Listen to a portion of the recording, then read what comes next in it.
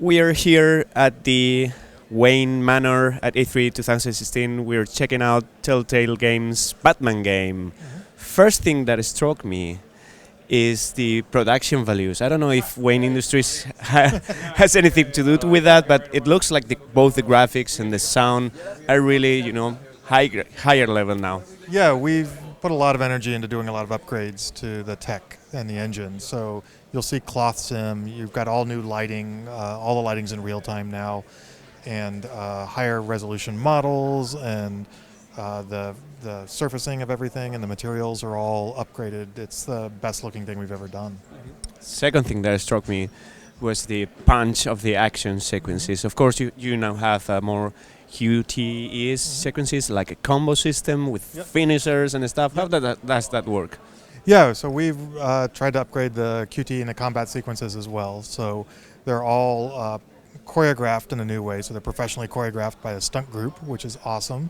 And then we've layered in a lot of innovations into the QTEs, where you earn finishing points through a fight, and then you get to a place where you can use one of the finishing moves, and the finishing moves are just awesome. They're really cool. And for that finisher to be done, you first have to fill up a meter, right? Yeah. If you don't complete some of the earlier sections of the QTE perfectly, you don't get all of the kind of the check boxes that you need to actually use the finishing move. And it happens just as a normal fight then? Yeah. Then you can use a smaller move, or you can fail and then get punched yourself if you want. Now onto the narrative aspect. How are you approaching this dual mask narrative? Because of course there is Batman and his mask, and then there's Bruce and his own mask. Yeah, so we like to say it doesn't matter what suit you're wearing, whether you're wearing the tuxedo or the Batman suit, you're always Batman. So Bruce can solve problems either as Batman or as Bruce Wayne, and the things that you do as Bruce or as Batman can affect the other side as well. So a lot of the game is Bruce, almost half the game is Bruce, and there's going to be times in the series where you actually choose, do you want to go and attack a situation as Bruce or as Batman, and obviously the story will be very different. And there's a lot of politics and PR involved this time. Yeah, there's Bruce's part of the Harvey Dent election campaign is where we're starting, and so that gets kind of messy as things go forward. And Wayne Enterprises is a big part of the story, and how Wayne Enterprises is influencing the election in Gotham. And besides narrative options, conversation options, and this combat, there is also some detective actions. How would you perform that? Yeah, we've got a whole new mechanic for the detective side. Batman is the world's greatest detective.